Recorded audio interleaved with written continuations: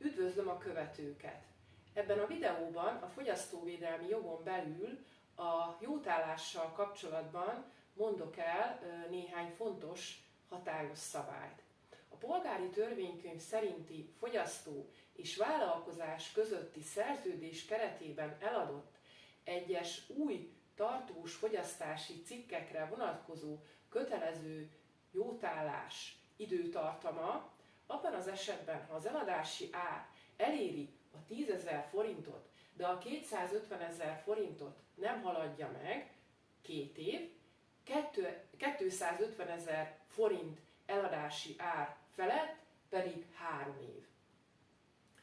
A jótállási határidő kezdő időpontja a fogyasztási cikk fogyasztó részére történő átadásának a napja, de abban az esetben, hogyha a fogyasztási cikket a vállalkozás, illetve annak megbízottja helyezi üzembe, akkor az üzembe helyezés napja lesz a jótállási határidő kezdő időpontja.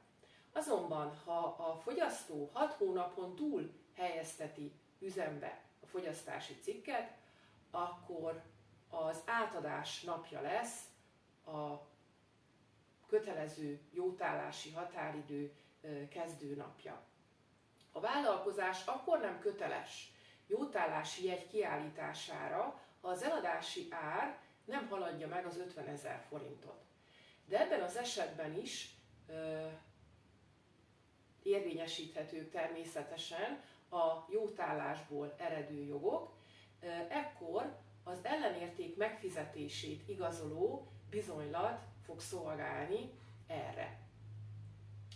És a vállalkozásnak kötelessége a fogyasztási cikk átadásakor erre felhívni a fogyasztó figyelmét.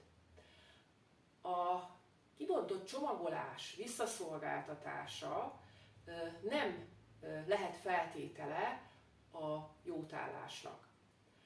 Ha a jótállási jegy szabálytalanul lett kitöltve, vagy nem lett átadva a fogyasztó számára, az nem akadályozza a jótállásból eredő jogok érvényesítését, ugyanis ebben az esetben az ellenérték megfizetését igazoló bizonylat szolgál a jótállásból eredő jogok érvényesítésére. A kötelező jótállás alá tartozó tartós fogyasztási cikkek körét tartalmazó